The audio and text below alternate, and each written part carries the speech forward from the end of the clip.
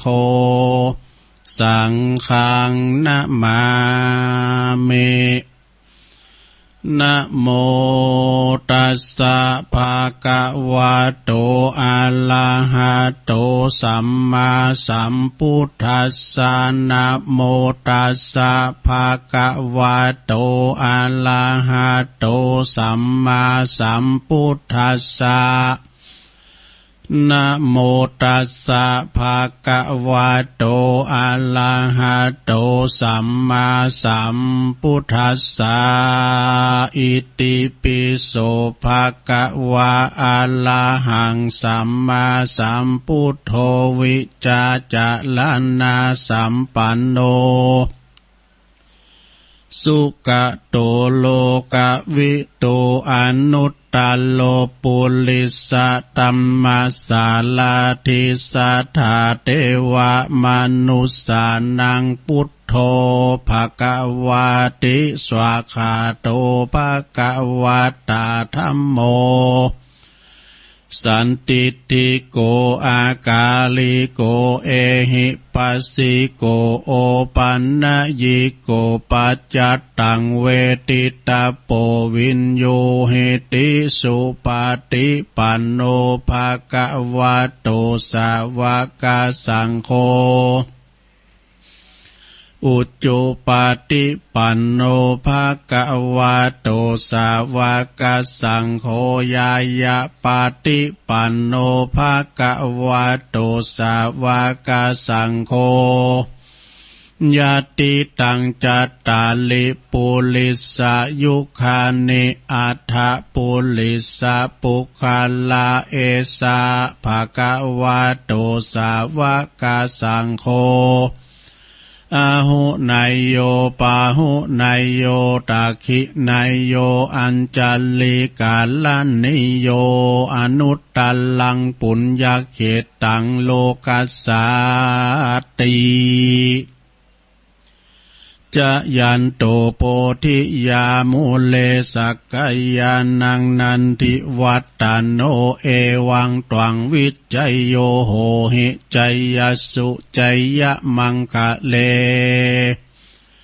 อปัลลาจิตตปันลังเกสีเสปัทวิปุคาเลอภิเสเกสัปะพุทธานังอากัปปะโตปโมทัตติสุนักกตังสุมังคลังสุปะภาตังสุหุตติตังสุขโนสุโมหุตโตจะสุยิตถังพลัมมะจาลิสุปัทขินังกายกัมมังวาจากัมมังปัทขินังปัทขินังมโนกัมมังปณิทิเตปัทขินาปัทขินานิกัตวานะลาพันตัเถปัทขิเนสัพพิติโยวิวาจันตุสัพพะโลโกวินาศตุมาเตภวัตวันตัลลายโยสุขีติกายุโกภวะอภิวาตานาสีลิสานิจังวุตตาปัจจายโนจัตตาโลธรรมาวัตันติอายุวันโนสุขังปะลังเอาแล้วศรัทธาญาติโยมทั้งหลายตุลุงก็ปินเก้าปินโหนำไหวพระโสดมนต์ไปปินตีเรียบร้อยก็ขอคุณปฏิตไหลลัตนะผ่านแผ่วปาเกี่ยวเจ้าตั้งสามประการจงโดนบานดาลมาปกป้องคุ้มครองดูแลรักษาครูบาอาจารย์พระมหาเถรานุเถระนะพระสงฆ์องค์สัมมันเนรเจ้าอยู่กับวัดกวามีสลีที่คาอายุมันยืนยาวอยู่กำจูปูจาศาสนาของพระสัมมาสัมพุทธเจ้าไปเหิงเมื่อนานเสียงจิรติการยาวนานอยู่จนถึงยาวะจีวังเนาะแล้วก็ขอคือมีสุขภาพพลานามัยสมบูรณ์แข็งแรงหนาแดงแสงหือกินข้าวลำกินน้ำลงพอออกไม่ออกก็เหมือนกันอยู่ดีมีสุขกายสุขใจสุขกายก็คือปราศจากทุกโศกโรคภัยต่างหลายต่างๆจะไปมากำกาย สุขตั้งใจก็ปราศจากความโลภโกรธหลงเนาะอยู่ก้ำจูปูจากันไปกินต้านอยู่กับบั่นกับจองกับหอกับเฮินไปเนาะต่อไปขอไปตังสถานีเนาะเจริญปอนขอบคุณนะกับเจ้าของสถานีเนาะสถานีแม่ขายใหญ่ของเฮาก็คือนะสถานีวิทยุท้องถิ่นคลื่นพระพุทธศาสนาและจริยธรรมจังหวัดเชียงใหม่ FM 96.0 เมกะเฮิรตซ์โดยมูลนิธิพระบรมธาตุเจ้าดอยสุเทพเนอ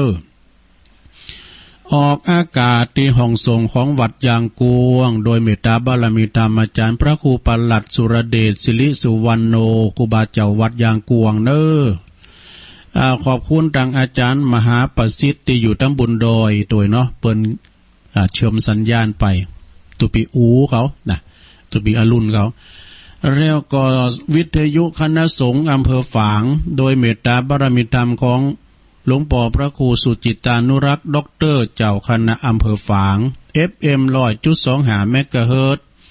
ตั้งอยู่ณที่วัดพระบาทอุดมนบ่อสาวานะสำนักวิปัสสนาโดยตุปีเจริญเนาะเปิ้นได้ควบคุมปินคอนโทรลก็เกี่ยวสัญญาณลิงสัญญาณไปพี่น้องถึง3อำเภอชัยปราการไม่อายแล้วก็อำเภอฝางฟังกันอย่างแน่นอกแน่นใจคือว่าอยู่ที่ไหนก็ได้ยินพอมันอยู่บนดอยหรอกเนาะ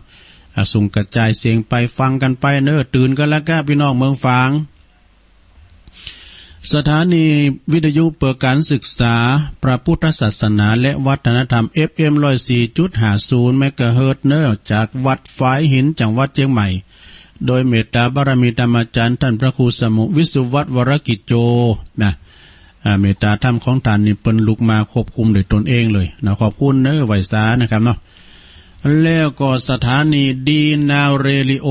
นะหน้าวัดบันเวงน้องหล่องโดยคุณหน่อยเกษมศรีสุภาอินผู้อำนวยการดีเจยองนะอาจารย์สว่างกันทมุนจากร้านเวียงทองพาณิชย์ผู้คอยดูแลเชื่อมสัญญาณต่างๆด้วยขอบคุณน้องณัฐวัฒน์ด้วยเนอะณัฐวัฒน์นะเปิ้นก็จัดรายการแล้วก็กำเดียวก็จะมีคืนทำหลายคืนบ่ว่าจะเป็นคืน 89.50 จากบ้านทุ่งเรดิโอสันปัดตองปออุดมพุทธวงศ์เปิ้นจะหับสัญญาณตี 4ก็หาเนาะแล้วก็ตี 4มาก็จะมีคืนของ103.50 เปิ้นจะหับสัญญาณตั้งแต่ตี 4 ถึง 7 โมงฟังทำกันอย่างจุใจจากแดนดินถิ่นล้านนานำบ่อโลงด้วยคุณรุจิสมบัติผู้อำนวยการเฮาเนาะขยายให้พี่น้องได้ฟังกันอันนี้ก็คืนไปไกลเนอแดนดินถิ่นล้านนาไปเขาปุ่นลำปางปุ่นนะ 106.25 จากมนเสียงธรรมอำเภอแม่แจ่มเนาะน้องเนนบูมลูกตะก้ามเดี๋ยวเนี่ยเนาะเปิ้นจะลุกมาปุ่นตีห้าปุ่น ละอ่อนมันรับแต้มพี่ยังเนาะขอบคุณกูเสียงกูสายเนอขอบคุณกูสถานีเนาะแต่ไปแล้วก็เบาอกเบาใจตัวลุงช่วงนี้หวังนี้นะเปิ้นก็มีกำหนดกฎเกณฑ์มีกฎไว้ว่าเปิ้นห้ามบอกบุญห้ามบอกบุญอย่างต่างๆนะเพราะว่าหันใจพี่น้องศรัทธาเฮาเนาะแต่ว่าเฮาก็หันอกหันใจสิ่งกันและกันนะเฮาจะป้ากันฟังนำฟังธรรมก็เอาเนาะเจ้าภาพนี่มีนะเจ้าภาพนี่เฮาก็เจ้าภาพได้แต่ว่าเปิ้นบ่หือเลไลนะต่อไปก็จะไหว้พระรับศีลเนอเอาวัดปิ้นบ้านเอาบ้านปิ้นวัดน่ะลงเด้อนอนเนี่ยไปลุกมาเฮือก่อนอนนี่หาเนาะตุลุงจะปั้นศีลแล้วก็จะได้โยงเข้าบาตรโอกาสเข้าพระเจ้าเนอสมมุติว่านี่วันศีลนะโยมนะเดี๋ยวเอากำปุจานมากับจะได้กำปากนี่เดี๋ยวเกินเนาะว่าด้วยกันเนอว่าด้วยกันมีไหนของปุจานปุจานวางเฮาก็ได้นะเฮาวางปุจานก็ได้นะ หนังสือกล่อมต่างคุณต่างมีนะเนาะเอาศีลกันเนอมายังพันเตติสาลาเนนะสหปัญจศีลานิยาจามะตุติยัมปิมายังพันเตติสาลาเนนะสหปัญจศีลานิยาจามะ ตติยัมปิมะยังปันเตติสาลันเนนะสหปัญจศีลานิยาจามะนะโมตัสสะภะคะวะโตอะระหะโตสัมมาสัมพุทธัสสะนะโมตัสสะภะคะวะโตอะระหะโตสัมมาสัมพุทธัสสะนะโมตัสสะภะคะวะโตอะระหะโตสัมมาสัมพุทธัสสะพุทธังสรณังคัจฉามิธัมมังสรณังคัจฉามิสังฆังสรณังคัจฉามิตุติยัมปิพุทธังสรณังคัจฉามิตุติยัมปิธัมมังสรณังคัจฉามิตุติยัมปิสังฆังสรณังคัจฉามิตติยัมปิพุทธังสรณังคัจฉามิตติยัมปิธัมมังสรณังคัจฉามิตติยัมปิสังฆังสรณังคัจฉามิติสรณะขมนังนิธิตังปานาติปาตาเวละมณีสิกขาปะตังสมาติยามิอะตินนาตานาเวละมณีสิกขาปะตังสมาติยามิกาเมสุมิจฉาจาลาเวละมณีสิกขาปะตังสมาติยามิมุสาวาทาเวละมณีสิกขาปะตังสมาติยามิสุราเมลยะมัชฌะปมาตฐานาเวละมณีสิกขาปะตังสมาติยามิอิมานิปัญจสิกขาปตานิสีเลนะสุขติงยันติสีเลนะโปกสัมปตาสีเลนะนิพุติงยันติตัสมาสีลังวิโสทะเยสาธุสาธุสาธุเอาแล้วศรัทธา ปุจจานก็อันเนี้ยปุลามก็อันเนี้ยเนาะ ปุลามโยงเข่าเนึงปุลามอะไรนี่ก่อนมันจะมีเครื่องเนี่ยเนาะปุลามเก็บการทำเนึงปุลามมันอื่นเนี่ยปุลามเนาะต่อไปสุมาเข่าพีกาหารเนอะว่าโดยการเนอะถึงหมูนะตุลุงขีว่าพิษไปพองนะปุจจานสำรอง ปุจโจนนี่นะพระเอาหลักว่าปุจโจนนี่นะนะมาเมตุปะบุภาลาจัตตาเนโอตันนาปิกาหาลาตาเนสหปาลิวาลาตาเนปัลลาตาคินายเยกายะตัวเลวจิตัวเลมโนตัวเลสันจิจาปามาเตนะวะอาสันจิจาปามาเตนะวะกายะกัมเมนะวะวาจิกัมเมนะวะมโนกัมเมนะวะอาติตาโตสังปัจจุปันนะโตสังสปังโตสังขมันตุโนตุติยัมปิตติยัมปินะมาเมตุปะบุภาลาจัตตาเนโอตานะภิกาหาลาตาเนสหปาลิวาลตาเนวัลลตาคินายเยกายะตัวเลวจิตัวเลมโนตัวเลสันจิจะปะมาเตนะวะอสันจิจะปะมาเตนะวะ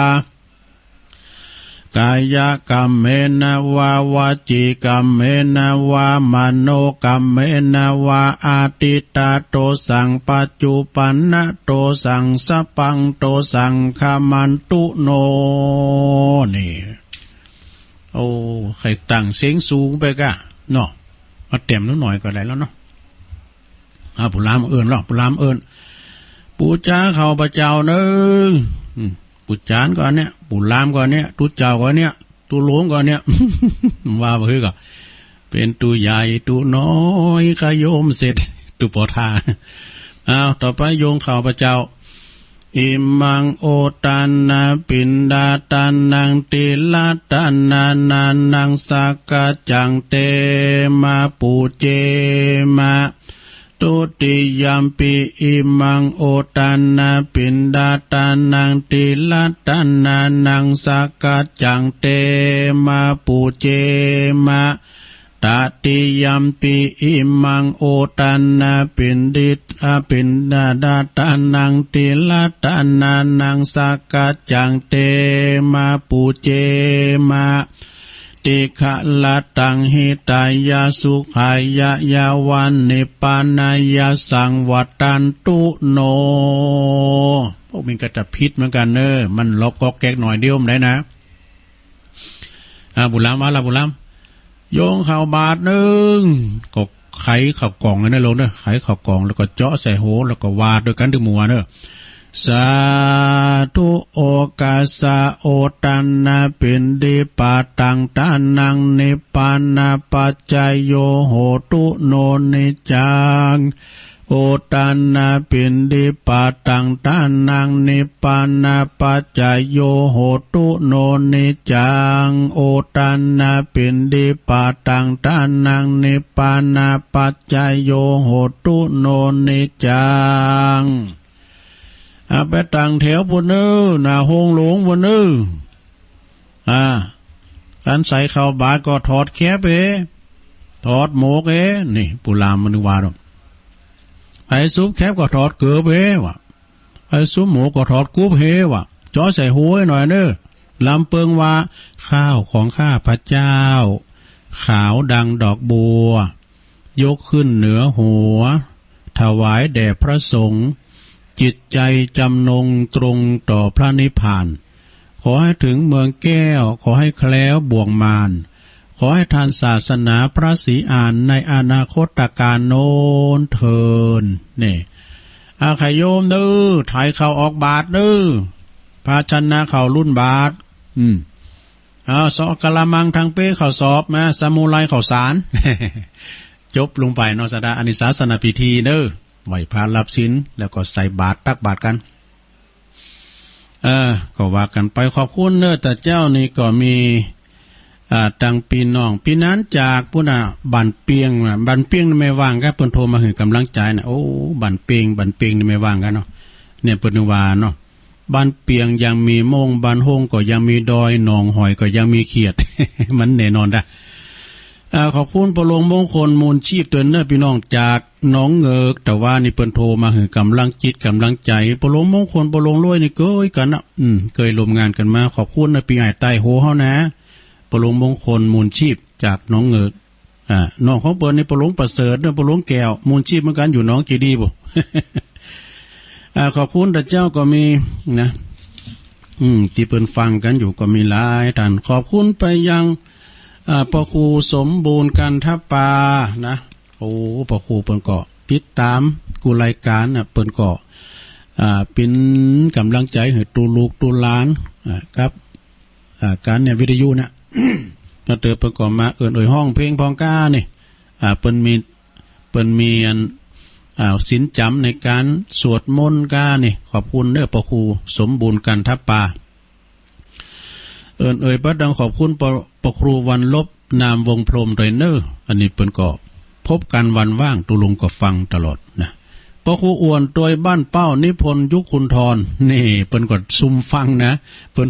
โทรมาหลังไมค์ขอบคุณปครูอ้วนปครูอ้วนนี่บ้านเป้า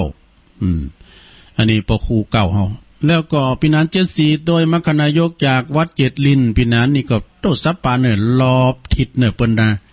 โอเอ็นตานกาปินโคโซกาเก่ากินกอดตานอดได้หมดพี่นันเจ็ดสีนี่นะเจ็ดสีคอนเสิร์ต พี่นันจะลูนด้วยเนอะ พี่นันจะลูนด้วยพระครูบุญธรรมเดนเนอร์ชัยกาจากหมูเปิ้งนี่อันนี้ก็ฟังติดตามตลอดเอาแล้วไปลืมพระได้ปนานสุนทรบุญยสิงห์จากน้องสลีกเนี่ยเปิ้นอภูมิปัญญาเมื่อตุลุงก็มีนะปนานสุนทรบุญยสิงห์จากน้องสลีกมัคคณายกเก่าจากก่อนเนี่ยเปิ้นเป็นผู้จานวัดอันนี้ก็วัดน้องดูเนาะขอบคุณทางพระหลวงอนันต์อินทปันจากท่าโชคตาโจก็ได้หลอดด้วยเนาะโอ้แล้วก็พี่น้องที่นี่ประกอบฟังให้ขนาดเนอะไม่ว่าจะเป็นแม่สำลานบ้านน้ำดิบน้อยก็ดี พอเสียวซับพอเสียวใช้เขาก็ดีเหล็กกันทา ติดตามตลอดเด็กเอ๋ยไปมือนะเนาะแม่สวยไล่เขาโบเล่งซ้ายเขาแม่จำก็ดีแล้วก็อันต่างงานพี่นันน้อมเขาพี่นันซักพี่นันซักนี่ก็การทำนะพอจันดงนิมิตน้ำดิบน้อย พอหลงสราวุธฐานขว้างเขาเนี่ยเราประกอบก็ไอ้ตุ้ยกะตุ้ยโซล่าไฟแดงไอ้ตุ้ยไปก็ติดตามฟังตลอดเจริญพรไปยังปอสุ่มเนาะปอน้อยสุ่มสมณะโอ้ยอันนี้นี่เปิ้นกับวัดกับว่าแต่ปอน้อยสุ่มสมณะนี่นะก่อนนี่เปิ้นยำหนุ่มๆนี่เปิ้นกินเปิ้นทานเปิ้นไปหับดูเจ้าดูเปิ้นมีหงสีโลนะปอน้อยสุ่มสมณะขอบคุณไปทางปรครูอินสมเนียมทางโดยปรครูเก่าเฮาเนาะแม่ไล่ใจศีลเราฟังกันอยู่พี่นั้นอุดเขาเนี่ย แม่เล่งน้อยด้วยเนาะแม่เล่งน้อยก็อยู่นำดิบน้อยหลายท่านพระครูเก้าเขาด้วยเนอะพระครูเลื่อนตาเซี่ยวนะเอ่ยไปนะสถาเปิ้นฟังหัวนะขอบคุณหลายๆต่อไปก็จะเอาอันนี้มาว่าวันนี้จะได้เอาอันนี่เนอะขอบคุณแต่ว่านี่ แม่อุ้ยหมอนนวลนี่พรหมมาแบน แม่อุ้ยหมอนนวลพรหมมาแบนนี่อายุได้103 ปีอยู่นะเปิ้นอยู่บ้านป่าเบาะกองงามนี่นะตำบลแม่แรงอำเภอป่าสร้างนี่เปิ้นก็เจริญวัยวัยวุฒิอายุ103 ปีโยมแต่ก็ฟังรายการตุลุงอยู่อ่ะถ้าได้เปิ้นฟังทีก็ลูกเปิ้นบอกอย่างนี้ลูกเปิ้นปิ้นลามนำกำนึงเนี่ยว่านี่ก็ประมอเลื่อนตอกสินไปก็โอ้ไปหากันได้ตุลุงแต่กักตัวนี่เนี่ยก็ปิ้นยังอ่ะเนาะวันนี้ก็ต่างอกต่างใจ แผ่เมตตาไปหาหลวงหมอนเนาะโดยหลวงหมอนโนนพรหมมาแบนเป็นผู้ที่สูงอายุที่สุดตำบลแม่แรงเนี่ยเนาะวันเกิดเปิ้นแฮปปี้เบิร์ธเดย์เปิ้นผ่านมาแล้วนะวันที่7 เมษายนทีแรกก็ว่าจะมีการจัดงานสืบชะตาเปิ้นแล้วก็เลยว่าอันเปิ้นห้ามจุกันเนี่ยก็เลยยกเลิกไปนะก็ขอหลวงหมอนโนนเฮาน่ะ120นะหลวงหมอนโนนเด้อแล้วก็แม่วันดีวันดีแถม90 ปีแล้วนันตารามไอสุขิตวันนั้นเพิ่นก็มานะเพิ่นก็มาไหว้พระธาตุด้วยมาทำบุญด้วยไม่ได้เอ่ยเนอะเรื่องกินเรื่องตาลนะเพิ่นห้ามนะสถาแต่วันนี้ก็ต่างอกต่างใจว่า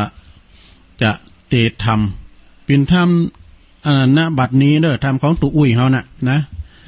หลวงปู่บุญปันปุญญธรรมโมวัดแม่โป่ง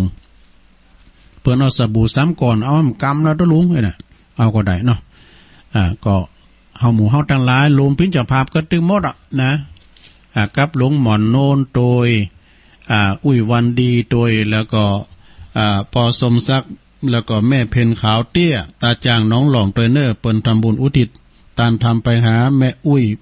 ปันป้าน้อยปันแม่น้อยแม่เงินจินาอิตัวเนาะนายอเนกชัยกวินก็ตานไปหาปอสนชัยกวินตัว ก็เดี๋ยวตุลุงก็จะได้เตดนำเตดทำสมยการมกปหายพอดีก่อมเจ้มึนก่อนนะกำเดียวบุญจะพักเบรกเนอะบุญจะพักเบรกกิจกรรมหนึ่งก่อนบุญนี้ก่อนเตดทำจบก่อนกันเนาะบรรยายธรรมนะโอกาสบันนี้ก่อนเจ้าว่าธรรมเกินเนอะศรัทธาญาติโยมทั้งหลายฟังไปก่อนรับไปในโลงเนอะฟังไปก่อนรับไปปินธรรมสบู่3 ก่อนเนี่ยมันกินใจพอนาฟังเหลี่ยวฟังแหมก็เพิ่มเติมปัญญาโดยเมตตาบารมีธรรมของตุเฮาเด้อหลวงพ่อบุญปันปุญญธรรมโมวัดแม่โป่งตำบลแม่โป่งอำเภอดอยสะเก็ดจังหวัดเชียงใหม่เปิ้นทำบุญอุทิศไปหือบิดามารดาผู้มีพระคุณทุกท่านนี่หรอ ปิ้นตานแล้วเมื่อปี2559ดูเปิ้นเอามาตุลุงวานี่นะว่าธรรมว่าเต็ดนะตั้งนะโมก่อนฟังไปในโลกเนิ่นนะโมตัสสะภะคะวะโตอะระหะโตสัมมาสัมพุทธัสสะนะโมตัสสะ ภะคะวะโตอะระหะโตสัมมาสัมพุทธัสสะนะโมตัสสะภะคะวะโตอะระหะโตสัมมาสัมพุทธัสสะปมาธมะนูยุนชันติปาลาทุมเมติโนจนะติ ณโอกาสบัดนี้ตนโตแห่งอาตมาภาพก็จักได้แสดงพระธรรมเทศนาพรรณนาพระธรรมคำสอนเนาะขององค์บวรสัมมาสัมพุทธเจ้าเปอปิ้นเคิงอาภรณ์สดับสติปัญญาเพิ่มพูนกุศลบุญญาลาสีศรัทธาความเจอนะปัสสัทธาความเลื่อมใสอันจะนำมาซึ่งปัจจัยแห่งการประพฤติปฏิบัติเนอะหือถูกหือสอบตามทำนองคลองธรรม จะเป็นบุญเกิดหนุนเนอะจะเป็นบุญเกิดหนุนอันเกิดจากธรรมสวรรค์ใหม่จากการสดับรับฟังนะของบรรดาพ่อแม่พี่น้อง พอออกไม่ออกสาธุชนท่านผู้ฟังทั้งหลายจือว่าเป็นการขวนขวายหากำให้และได้ประโยชน์อย่างยิ่งฉะนั้นขอหือตันทั้งหลายศรัทธาพอออกไม่ออกจงมีสติตั้งใจความตั้งใจขันติความอดทนตั้งใจฟังต่อไปบรรดาเจ้าปุตต่างหลายต่างก็ฮู้และเข้าใจกันดีว่าหน้าที่ของเจ้าปุตก็คือการบำเพ็ญบุญกุศลอบรมขยัดขจัดขัดเกลาจิตใจไล่กิเลสเนี่ยปฏิเสธอาหารอันบูดอันเน่าติดอยู่ในภาชนะถ้วยโถโอจาน จะต้องใจพุงซักฟอกนะหรือว่าสบู่มาชำระล้างฉันใดจิตใจเศร้าหมองขุ่นมัวก็จะจ้องชำระโดยศีลโดยธรรมอย่างอี้เป็นต้นว่าหือตานรักษาศีลเมตตาภาวนาไปใจเน้อสดับรับฟังพระธรรมเทศนาซึ่งเจ้าปุตองค์ทรงซึ่งพระพุทธองค์ทรงบัญญัติไว้พวกเฮาเจ้าปุตได้ประพฤติปฏิบัติสืบต่อกันมาจนเท่าทุกวันนี้ ดังเฮาจะหันปิ่นประจำเมื่อถึงวันพระวันศีลนะพอออกไม่ออกศรัทธาก็จะพากันตื้อขันเข้าตอกดอกไม้พากันไปวัดไปวาทำบุญตักบาตรรักษาศีล5ศีล8ถืออุโบสถศีลนอนวัดนอนวาวันหนึ่งคืนหนึ่งก็ดีเพื่อฝึกกายวาจาใจหือห่างไกลไล่กังวลอันติดหยุดอยู่ในบ้านในจองในไฮในสนในทรัพย์สินสมบัติต่างๆละวางไว้ชั่วข้างชั่วคราวนะหือจิตใจปลอดโปร่งมีอิสระภาพบ่ตกอยู่ในอำนาจของกิเลสตัณหาจนเกินไปการที่มาวัดมาวาเนี่ยศรัทธาญาติโยมทั้งหลายก็จะมาปบวิเวก3ประการเนี่ยคือหยัง1กายวิเวกสงบกาย2จิตวิเวกสงบจิต 3 อุปธิวิเวกนะสงบกิเลสเมื่อกายวาจาใจสงบดีแล้วจิตใจก็จะเยือกเย็นความทุกข์ความเดือดร้อนความสับสนวุ่นวายก็จะบรรเทาเบาคลายไปหายห้อนภายในคือกิเลสสะสมกรรมว่าไข่ยินหืออาบน้ำบ่อหิน คือไปอาบน้ำฟังธรรมติวัติวานั่นเองนะการที่หมู่เฮาจะปุตปฏิบัติเช่นนี้เรียกว่าเป็นผู้ที่มีสติบ่ประมาทเนอะ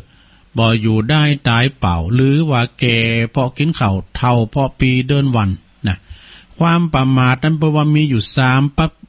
ประการด้วยกันคือ1เนอะ หนึ่งนะประมาทในวัยนะความเข้าใจหลงผิดเกิดว่าขันท่านนี้เฮายังมีอายุน้อยหนุ่มน้อยอยู่ด้วยนะเป็นบ่าวน้อยสาวจีอยู่โอ้แต่มื่นอยู่แล้วมันตายง่ายตัวแล้วเนอะนี่นะ บ่ต้องตามบุญเขาวัดเขาว่าเตอปุตโตยังอยู่แทมมื่นนี่นะบ่ตายง่ายยังอยู่แทมมื่นอยู่เลยหลงเพลิดเพลินในกามคุณมีรูปเสียงกลิ่นรสสัมผัสบ่กึดสร้างบุญสร้างกุศลบ่หีบสร้างความดีสร้างตีเปิงของตนรอหือเท่าแก่ก่อนรอหือเท่าแก่ก่อนไอ้น่ะบ่หือตานเตอบ่ตานเตอนะกำลังหิกำลังหาอยู่บ่ตานเตอรักษาศีลเอาไว้ก่อนขาดปัญญาพิจารณาถึงอัตภาพและสังขารเนอะตีจะต้องลงโลยสุดโทรมไปตามกาลเวลานาที ปอโหซึกโตพิษตั้งพิษตั้งถูกก็เมื่อว่าความตายมันคือคานเข้ามาถึงแล้วเขาลักษณะที่ว่าเผอหู้ปอวายเผออ้ายปอเถ่า เปิ้นว่าอันน่ะเหตุผลตีสุดท้าย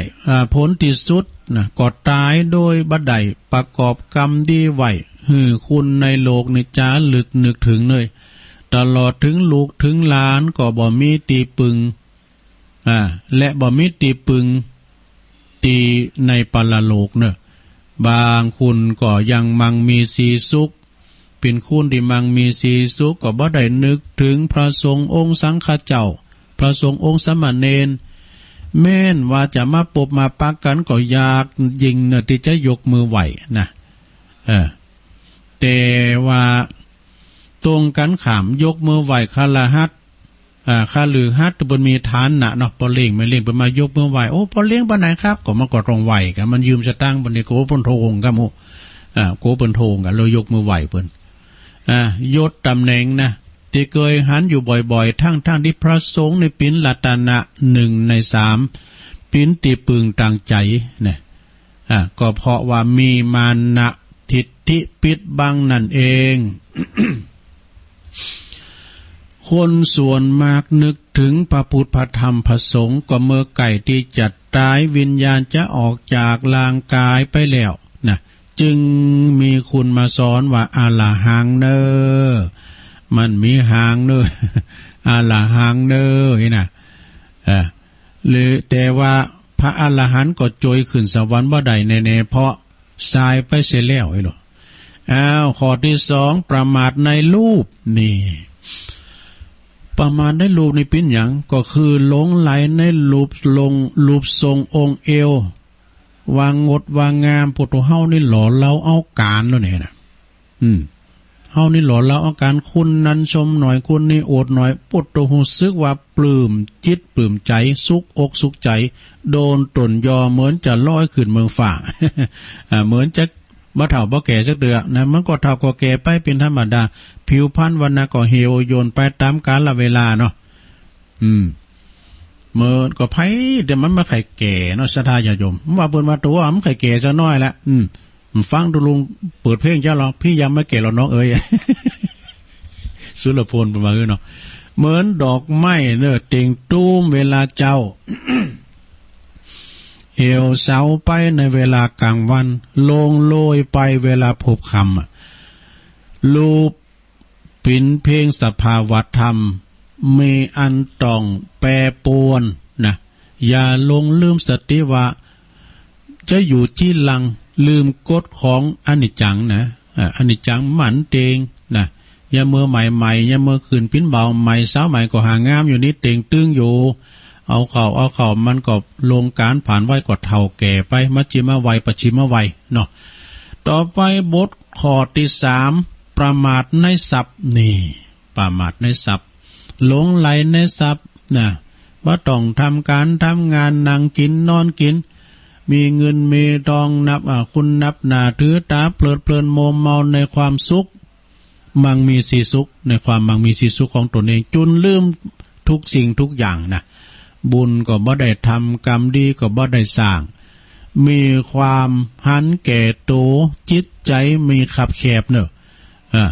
มีกิเลสความตานีทีเหนียวเข้ามาครอบงำใจทรัพย์ไปต่างที่ไล่ประโยชน์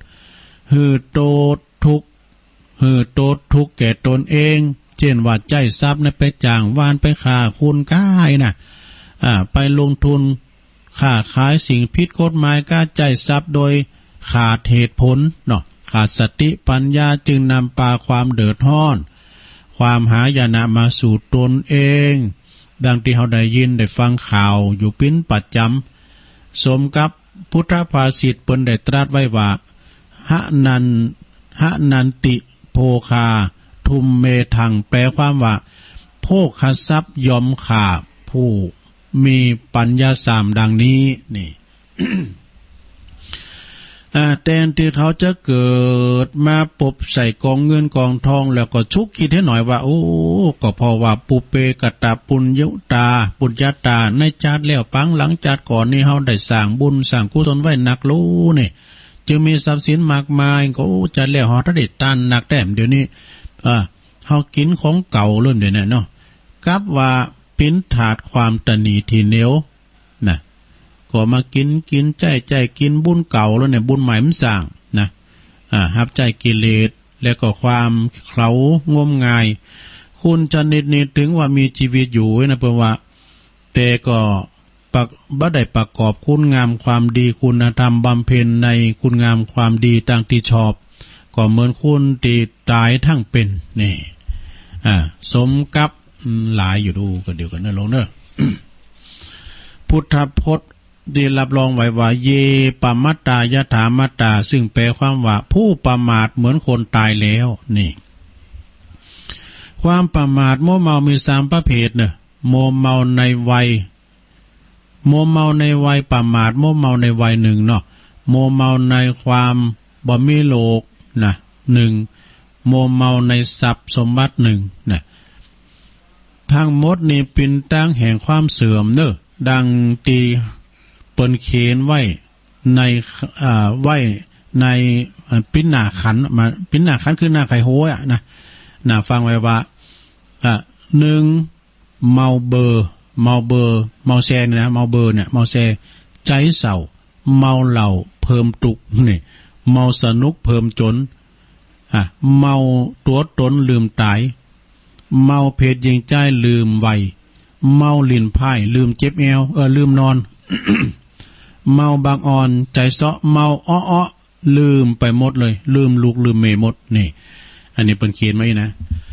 ฉะนั้นก็จงอย่าดำเนินชีวิตโดยความประมาท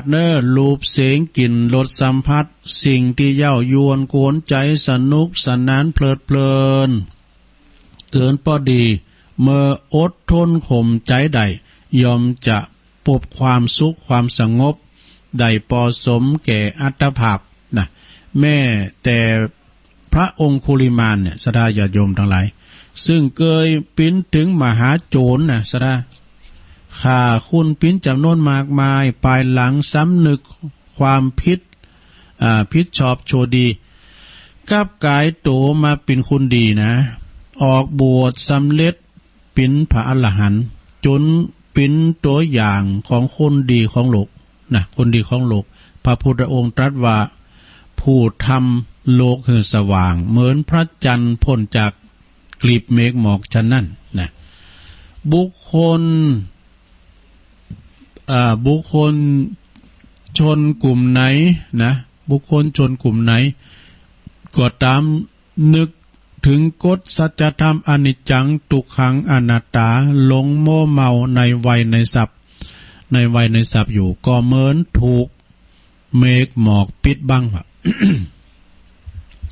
เมฆหมอกปิดบังเช่นเดียวกันความคิดหันแบบนี้ทำให้มนุษย์คุณเฮาตานีทีเหนียวและบ่เลี้ยวและผู้อื่นทางพระเพิ่นเรียกว่าลาภมัจฉริยะนี่ตานีทรัพย์สินเงินทองของใจปิ่นมนทินของโสโครกนี่นะทำให้ปิ่นคุณใจขับแคบขาดเมตตากรุณาเฟื้อเผื่อแผ่บ่สงสารหันใจความตุกข์ความอยากความลำบากของผู้อื่น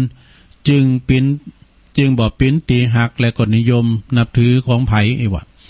แทนที่เขาจะได้มีความสุขกายสบายใจเพราะมีทรัพย์กับมีตุกปิ้นทวีคูณนี่เพราะคอยระวังทรัพย์สินโกวินาศสาบสูญไปบางทีบางรายก็เสียชีวิตวำวายตายเพราะทรัพย์สินเงินทองทรัพย์สินเงินทองเป็นของแลกเปลี่ยนนะความสุขสบายถ้าใจถูกเหตุถูกผล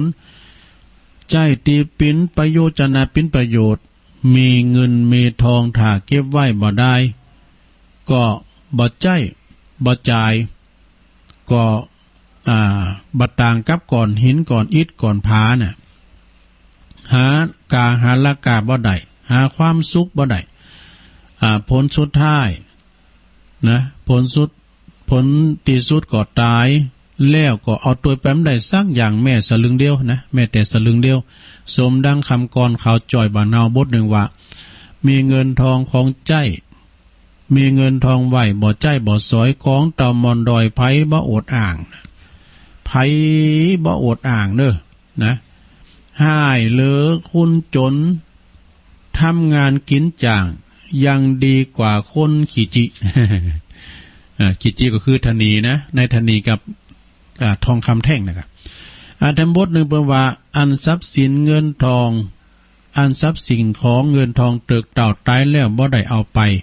บาปบุญสร้างไว้บ่หนีไปไหนจักตามตัวไปในปรโลกหน้านี่ ฉะนั้นทางที่จะแก่ตามหลักพระพุทธศาสนาหาธรรมะมาคัดเกลาชำระซักฟอกจิตใจให้สะอาดหมดผ่องใสเกิดสติปัญญาหูตาสว่างสวัยสะอาดสงบมีหืดตานหรือว่าจาขะเสสละบริจาคปิ้นตุนว่า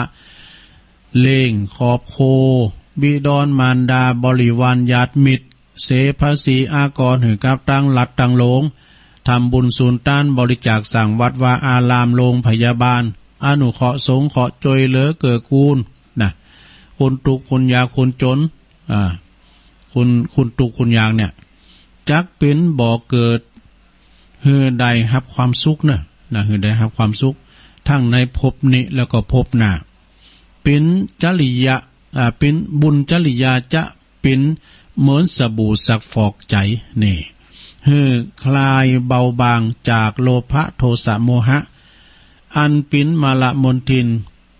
นะศีลหักษากายวาจาและใจเฮือเรียบร้อยดีงามบ่สร้างความตุกข์บ่ก่อเกิดบ่ก่อกรรมทำเวรให้แก่ตนเองแล้วก็ผู้อื่น